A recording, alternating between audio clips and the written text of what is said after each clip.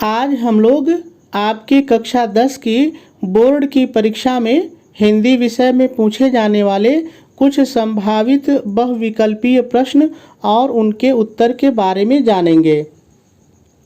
देखिए, अब आप लोगों को एक बात बहुत अच्छी तरह से पता चल गई है कि कक्षा 10 के सभी विषयों में 20 सवाल बहुविकल्पीय होंगे और ये सभी सवाल एक एक नंबर के होंगे। ठीक है, ऐसे में आपको पता है कि 20 नंबर बोर्ड की परीक्षा में बहुत होता है, तो आपके अंदर जितनी क्षमता है, जितनी ताकत है, जितनी ऊर्जा है, उतनी क्षमता लगा करके सभी विषयों के बहुविकल्पीय प्रश्नों को तैयार कर लीजिए। ठीक है, आप थोड़ा सा जो ज़रूरी बात है उसको समझ लीजिए।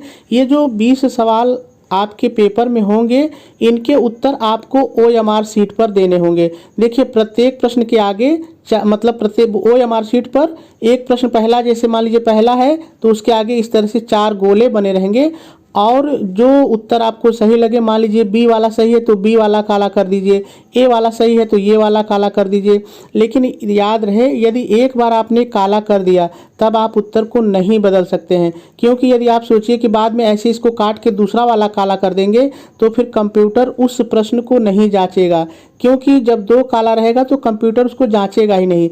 ऐसे में आपको ध्यान रहे कि ये जो OMR शीट है ना, इसको आदमी मैनुअली नहीं जांचेगा, कोई टीचर नहीं जांचेगा, इसको कंप्यूटर जांचेगा। ठीक है, तो आप जब भी उत्तर देना रहे तो बहुत सोच समझ के उत्तर दीजिएगा। खूब कंफर्म हो जाए कि यही उत्तर सही है, तब उसी को आप काला करिएगा। ठीक है, ये आपको ध्यान देना है। चलिए, अब हम लोग यहाँ पर हिंदी के जो प्रश्न हमने लिए हैं उसको हल करके ये देखते हैं कि आखिर अब जबकि हम लोगों की परीक्षा कुछ ही दिनों बाद होनी है तो हम लोगों ने कितनी तैयारी कर रखी है। ठीक है, तो चलिए हम लोग पहला प्रश्न पढ़ते हैं। पहला प्रश्न है, कुरुक्षेत्र उपन्यास के लेखक हैं, यानी कुरुक्षेत्र उपन्यास के लेखक कौन हैं। 4 विकल्प दिए गए हैं। पहला है श्री राम शर्मा, दूसरा है हजारी प्रसाद द्विवेदी, तीसरा है रामधारी सिंह दिनकर और चौथा है बालकृष्ण भट्ट। तो देखिए, इसमें जो सही विकल्प होगा वो होगा रामधारी सिंह दिनकर। तीसरा वाला विकल्प सही होगा, तो आप OMR शीट में जो C वाला रहेगा उसी को खूब अच्छी तरीके से काला कर दीजिएगा। ठीक है, अब यहाँ पर एक चीज़ और ध्यान रखना है। देखिए, इस प्रश्न को दूसरे तरीके से भी पूछ सकता है कि कुरुक्षेत्र किस विधा की रचना है। ऐसे भी प्रश्न पूछ सकता है, कुरुक्षेत्र किस विधा की रचना है, तब आपको बताना पड़ेगा कि कुरुक्षेत्र उपन्यास विधा की रचना है। तो मेरे कहने का मतलब है कि आप जितनी भी रचनाएं हैं उनकी जो विधाएं हैं, यदि आपको मिल जाए तो उसे भी आप दिमाग में ज़रूर रखिएगा, क्योंकि विधा पर भी बहुत सारे प्रश्न बन सकते हैं। ठीक है, चलिए अगले प्रश्न को देखते हैं। अगला प्रश्न है, आंधी और प्रतिध्वनि किस विधा की रचना है। देखिए, अब यहाँ पर विधा पूछ लिया ना, तो चलिए देखते हैं। पहला विकल्प है कहानी, दूसरा है उपन्यास, तीसरा है काव्य, चौथा है निबंध। तो देखिए, इसमें जो सही उत्तर होगा वो होगा कहानी। ये जो आंधी और प्रतिध्वनि है ना, ये जयशंकर प्रसाद की कहानी है। ठीक है, तो इसमें पहला विकल्प सही होगा। तो मैं यही आपसे कह रहा था कि रचनाकार का नाम आपको याद हो, ये बहुत अच्छी बात है, लेकिन आपको विधा का नाम भी याद रखना पड़ेगा। ठीक है, तो इसमें पहला विकल्प सही है, तो आप ये वाले को जो है काला कर देंगे। ठीक है, चलिए आगे देखते हैं। अगला प्रश्न है, गेहूं और गुलाब निबंध। देखिए, अब इसकी जो विधा है वो निबंध है। ठीक है, तो गेहूं और गुलाब निबंध के लेखक कौन हैं। 4 विकल्प दिया गया है। पहला है आचार्य रामचंद्र शुक्ल, दूसरा है राम वृक्ष बेनीपुरी, तीसरा है जैनेन्द्र और चौथा है डॉक्टर राम कुमार वर्मा। तो देखिए, इसमें जो सही विकल्प होगा वो होगा राम वृक्ष बेनीपुरी, क्योंकि जो ये गेहूं और गुलाब निबंध है ना, इसको राम वृक्ष बेनीपुरी ने लिखा है। तो दूसरा विकल्प सही होगा, तो आप OMR शीट में जो B वाला होगा उसको काला कर देंगे। ठीक है, चलिए आगे देखते हैं। एक चीज़ और आप ध्यान रखिएगा कि OMR शीट में आपका रोल नंबर और आपके जो 6 विषय होंगे वो पहले से लिखे रहेंगे, आपको लिखना नहीं पड़ेगा। रोल नंबर और विषय उसमें पहले से रहेगा, ठीक है।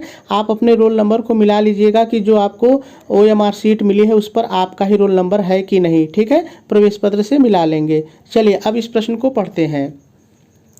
प्रश्न है, बेईमानी की परत किस विधा की रचना है। देखिए यहाँ पर भी विधा ही पूछा है, प्रश्न पूछ रहा है, फिर से एक बार पढ़ लीजिए। बेईमानी की परत किस विधा की रचना है।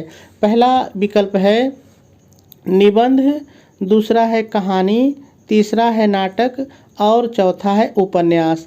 तो देखिए इसमें जो सही विकल्प होगा वो होगा निबंध।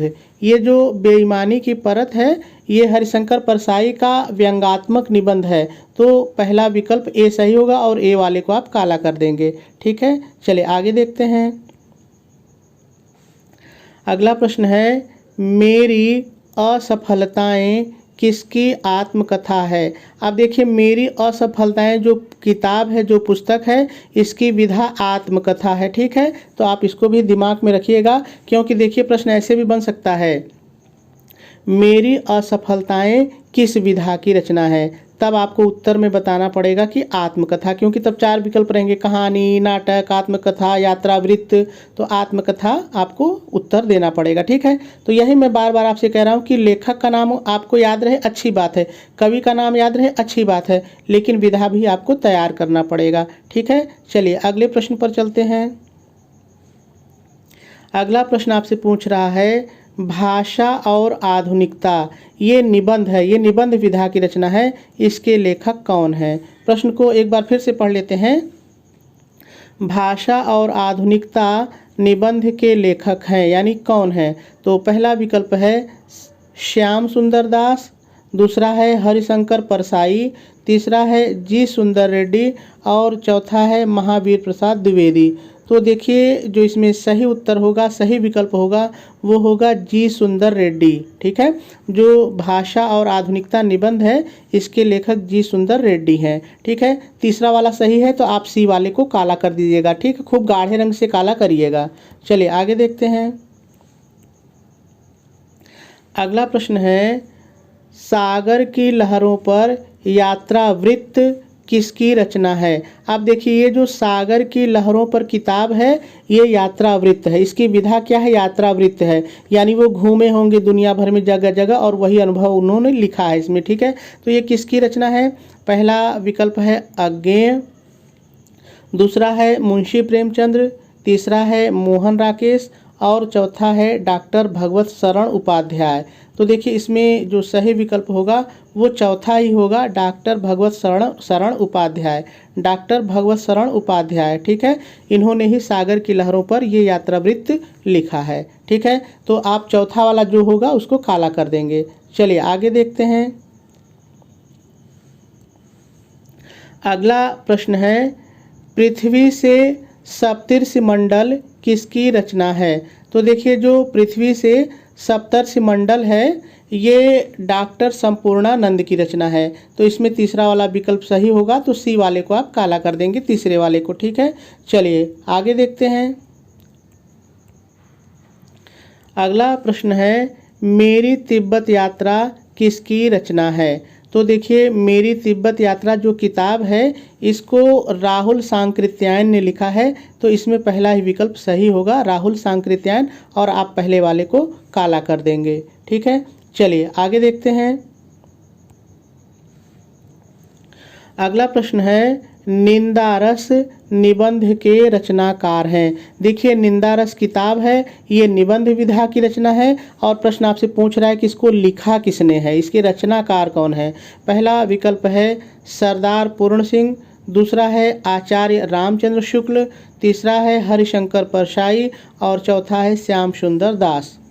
तो इसमें जो सही विकल्प होगा वो होगा हरिशंकर परसाई, तो विकल्प तीसरा वाला सी वाला सही होगा और आपको इसी को काला करना पड़ेगा, ठीक है। तो ये 10 प्रश्न थे जो मैं आपके लिए लेकर के आया था। तो मैं फिर से आपसे यही एक बार कहूँगा कि आपके 6 विषय होते हैं और 6 में जो है 20-20 नंबर के बहुविकल्पीय प्रश्न होंगे। तो आप जितना ज़्यादा से ज़्यादा हो सके इसको तैयार कर लीजिएगा। ठीक है, फिर हम लोग अगले दिन फिर 10 रचनाओं को लेकर के देखेंगे और उसको हल करने का प्रयास करेंगे।